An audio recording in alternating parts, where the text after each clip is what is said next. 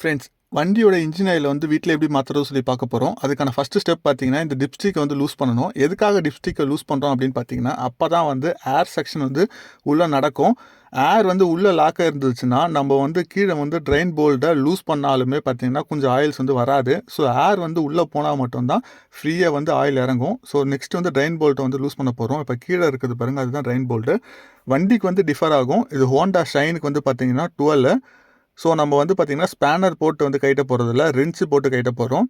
ஏன்னா வந்து இந்த போல்ட் வந்து ஸ்லிப் ஆயிடுச்சுன்னா, அந்த த்ரெட்டு போயிடும். அதனால வந்து இதுக்கு ரின்ச்சு போட்டா மட்டும் தான் ஈஸியா கழட்ட முடியும். ஸோ ஆன்டி கிளாக் வைஸ்ல கழட்டுங்க. இன்னொரு விஷயம், இந்த போல்ட் வந்து பார்த்தீங்கன்னா, ஆல்ரெடி டைட் வச்சவங்க ஃபுல் டைட் வச்சிருக்க மாட்டாங்க. ஏன்னா இந்த போல்ட் ஃபுல் டைட் வச்சோம்னா, அலுமினிய கேஸ் வந்து கிராக் விட்டுரும். அதனால தான் பார்த்தீங்கன்னா, ஒவ்வொரு டைமும் கிரஷ் வாஷர் வந்து யூஸ் பண்ணுவோம். ஒரு சில பேர் பார்த்தீங்கன்னா, கிரஷ் வாஷர் வந்து யூஸ் பண்ண மாட்டாங்க. அது என்னன்றத இந்த வீடியோல டீட்டெயிலா பார்ப்போம். நெக்ஸ்ட்டு வந்து லூஸ் ஆனதுக்கப்புறம் கையில தான் லூஸ் பண்ணணும். ஸ்பேனர் போட்டு லூஸ் பண்ணக்கூடாது. பாருங்க, ஆயில் வந்து இறங்கும்போது ரொம்ப ஃப்ரீயா இறங்கணும். ரொம்ப திக்காலாம் இருக்கக்கூடாது. இதுதான் சொன்ன கிரஷ் வாஷர்ன்ட்டு. இது ஒவ்வொரு டைம் வந்து ரீப்ளேஸ் பண்ணணும். இது வந்து அலுமினியமில் வந்து மேக் பண்ணியிருப்பாங்க. ஒன்றும் இல்லை, நம்ம டைட் பண்ணும்போது என்ன ஆகும்னா, அலுமினியம் வந்து எக்ஸ்பேண்ட் ஆகிட்டு அப்படியே க்ரஷ் ஆகிடும். அதனால் வந்து பார்த்திங்கன்னா அப்படியே லாக் ஆகிடும். இதனால் வந்து பார்த்திங்கன்னா உள்ளேருந்து ஆயில் லீக்கேஜ் எதுவுமே இருக்காது. இப்போ பார்த்தீங்கன்னா ஆயில் ஃபுல்லாக வந்து ட்ரைன் ஆகிடுச்சு. இன்னும் பார்த்தீங்கன்னா கொஞ்சம் ஆயில் இருக்கும். அது வந்து எப்படி எடுக்கிறதுன்னு சொல்லி பார்ப்போம். நம்ம வந்து பார்த்தீங்கன்னா மோட்டார் ஆயில் தான் யூஸ் பண்ண போகிறோம். இப்போ வந்து பார்த்தீங்கன்னா 10W30 வந்து ட்ரை பண்ணுறோம். ஆல்ரெடி நம்ம வந்து 2040 யூஸ் பண்ணியிருப்போம். அது வந்து மினரல் ஆயில். இது வந்து சிந்தட்டிக் ஆயில்.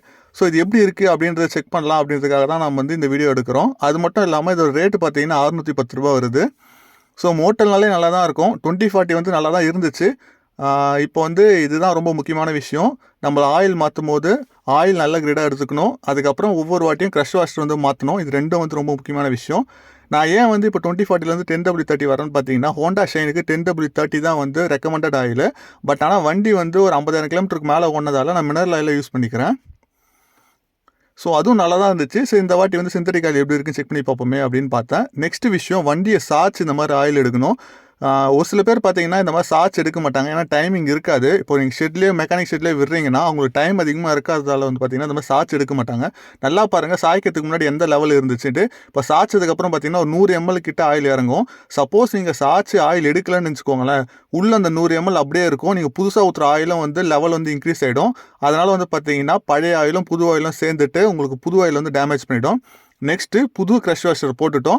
இப்போ வந்து நம்ம டைட் பண்ண போகிறோம். டைட் பண்ணும்போது முக்கியமான விஷயம், கையில் தான் டைட் பண்ணணும். ஃபுல் டைட் வந்து அது லாக் ஆகிற வரைக்கும் கையில் தான் டைட் பண்ணணும். லாஸ்ட்டாக மட்டும்தான் ரின்ஸு போட்டு டைட் பண்ணணும். அப்போ தான் வந்து அது ஃப்ரீயாக ஏறுதா இல்லையான்னு தெரியும். சப்போஸ் அது ராங் த்ரெட் ஏறிடுச்சுன்னா நம்ம ஸ்பேனரை ரின்ஸை போட்டு டைட் பண்ணும்போது த்ரெட்டு போயிடும். இதை வந்து த்ரெட்டெல்லாம் மாற்றுறது ரொம்ப கஷ்டம். அதனால் வந்து ரொம்ப கேர்ஃபுல்லாக இருங்க. நெக்ஸ்ட் வந்து டைட் வைக்க போகிறோம். இது வந்து லிமிட்டாக தான் டைட் வைக்கணும். ரொம்பலாம் டைட் வச்சிருக்கூடாது. ரொம்ப டைட் வச்சா ஆல்ரெடி சொன்ன மாதிரி அலுமினியம் கேஸ் வந்து கிராக் விட்டுரும். அவ்வளோதான். ஸோ அதே மாதிரி நீங்கள் ஒவ்வொரு வாட்டி க்ரஷ் வாஷர் புதுசாக போடும்போது அந்த க்ரஷ் வாஷர் வந்து எக்ஸ்பேண்ட் ஆகிட்டு ஆட்டோமேட்டிக்காக அப்படியே லாக் ஆகிடும். ஸோ நீங்கள் திருப்பி லூஸ் பண்ணிட்டீங்கன்னா அந்த வாஷர் வேஸ்ட். அவ்வளோதான். திருப்பி புது வாஷர் போடுற மாதிரி தான் இருக்கும். அந்த வாஷர் வந்து பார்த்தீங்கன்னா ₹5 ₹10 வரைக்கும் விற்குது. அது சைஸை பொறுத்து ஒவ்வொரு இடத்துக்கு மாறுபடும். ரொம்ப கொஞ்சம் தின்னாக இருந்துச்சுன்னா அது ₹5.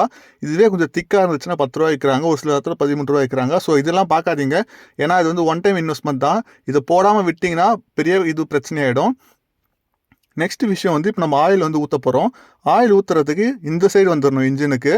அதாவது வந்து கிளச்சு சைடு. நெக்ஸ்ட்டு டிப்ஸ்டிக் எடுத்துகிட்டு ஒரு ஃபனல் வச்சு ஊற்றுறது நல்லது. ஏன்னா வந்து ஆயில் கீழே சிந்தாமல் ஊற்றும்.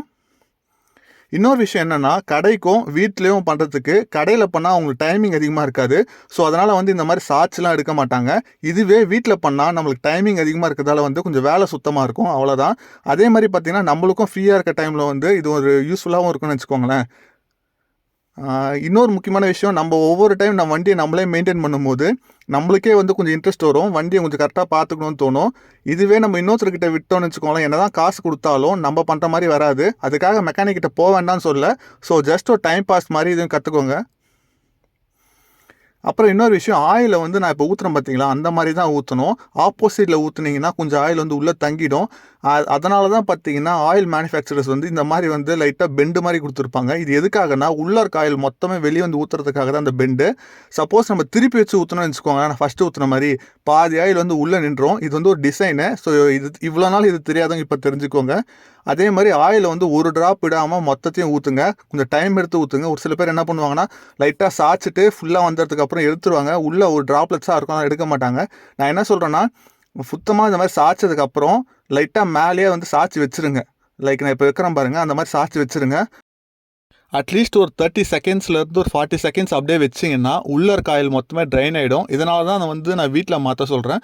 வீட்டில் மாற்றுறதால வண்டியை பற்றியும் கற்றுக்கலாம், நம்மளுக்கும் டைம் பாஸ் ஆகும், வண்டியும் கொஞ்சம் சுத்தமாக இருக்கும், வேலையும் கொஞ்சம் சுத்தமாக இருக்கும். நெக்ஸ்ட்டு வந்து இந்த டிப்ஸ்டிக்கில் ஒரு ஓரிங் வரும். அது வந்து பார்த்திங்கன்னா லப்பர் ஓரிங். இந்த ஓரிங் போயிடுச்சுன்னா அந்த டிப்ஸ்டிக் சுற்றி ஆயில் வந்து லீக் ஆகும். இதை பற்றி பயப்பட வேண்டிய அவசியம் இல்லை. இந்த லப்பர் ஓரிங் மாற்றினா போதும். இது வந்து பார்த்திங்கன்னா 5 ரூபா தான் வரும். ஸோ நீங்கள் டிப்ஸ்டிக் ஓரிங் கேட்டிங்கனாலே கொடுத்துருவாங்க. வண்டியோட மாடலை மட்டும் கரெக்டாக சொல்லுங்கள், இல்லைனா அதை கைட்டி கூட எடுத்துகிட்டு போயிட்டு வாங்கிக்கோங்க. இதை மட்டும் மாற்றினா போதும், ஆயில் லீக்கேஜ் சுத்தமாக இருக்காது. நெக்ஸ்ட்டு வந்து ஆயில் மாற்றினதுக்கப்புறம் ஆயில் லெவல் செக் பண்ணணும். டிப்ஸ்டிக்கில் வந்து கீழே 2 கொடுத்துருப்பாங்க. லோயர் மார்க்கு கீழே இருக்கிறது, மேலே இருக்கிறது அப்பர் மார்க்கு. அதே மாதிரி டிப்ஸ்டிக் வந்து கீழே பார்த்த மாதிரி தான் பிடிக்கணும் எப்பயுமே. ஒரு சில பேர் மேலே பார்த்த மாதிரி பிடிச்சிருவாங்க. இப்போ எதுக்காக அது மாதிரி சொல்கிறேன்னா, உள்ளே இப்போ இந்த மாதிரி போட்டு எடுக்கிறோமா, இப்போ வந்து ஆயில் லெவல் பார்க்குறதுக்கு இப்படி வச்சு தான் பார்க்கணுமே தவிர திருப்பிட்டிங்கன்னா ஆயில் வந்து கீழே போயிடும். அப்போ வந்து பார்த்திங்கன்னா லெவல் வந்து கரெக்டாக தெரியாது. ஸோ எப்பயுமே கீழே பார்த்த மாதிரி இந்த மாதிரி பார்த்த மாதிரி வச்சா தான் லெவல் எவ்வளோ இருக்குன்னு கரெக்டாக தெரியும். இப்போ வந்து பார்த்திங்கன்னா மேக்ஸிமமில் தான் இருக்குது, எந்த பிரச்சனையுமே இல்லை. அதனால் வந்து இந்த மிஸ்டேக் நீங்கள் பண்ணாதீங்க. நான் இப்படி திருப்பி பிடிக்கக்கூடாது, மேலே பார்த்த மாதிரி பிடிக்கல, இந்த மாதிரி தான் பிடிக்கணும். இதுதான் கரெக்ட் பொசிஷன். அப்போ தான் ஆயில் ட்ராப்லெட் வந்து கீழே பார்த்த மாதிரி கீழே விழுமே தவிர மேலே போகாது. ஸோ ஆயில் லெவலை செக் பண்ணியாச்சு. நெக்ஸ்ட்டு டைட் பண்ணணும். இதை டைட் பண்ணும்போது என்ன பண்ணணும்னா, கட்டிங் பிளேட் வச்சு டேரெக்டாக போட்டிங்கன்னா அந்த எட்ஜு வந்து அடிபட்டுரும். பெரும்பாலானவங்க பண்ணுற தப்பு இது தான். அர்ஜென்ட்டுக்கு அது மாதிரி பண்ணிவிடுவாங்க. ஒரு வேஸ்ட்டு கிளாத் வச்சு டைட் பண்ணிங்கன்னு வச்சுக்கோங்களேன், எட்ஜு வந்து அடி வாங்காது. அதே மாதிரி அது கொஞ்சம் ஸ்லிப் ஆகும், அதை பார்த்து டைட் பண்ணுங்கள். அதே மாதிரி கட்டிங் பிளேட்டை பார்த்து பிடிங்க, இல்லைனா வந்து கை மாட்டிக்கும். ஸோ இப்படி தான் கைஸ் வந்து இன்ஜினுக்கு வந்து ஆயிலை மாற்றணும். ஸோ நெக்ஸ்ட்டு வந்து இந்த ஆயில் வந்து எவ்வளோ கிலோமீட்டர் ஓடுது அப்படின்றத நெக்ஸ்ட் வீடியோவில் சொல்கிறேன். For more videos like this நம்ம சேனலை சப்ஸ்கிரைப் பண்ணிக்கோங்க. Thanks friends.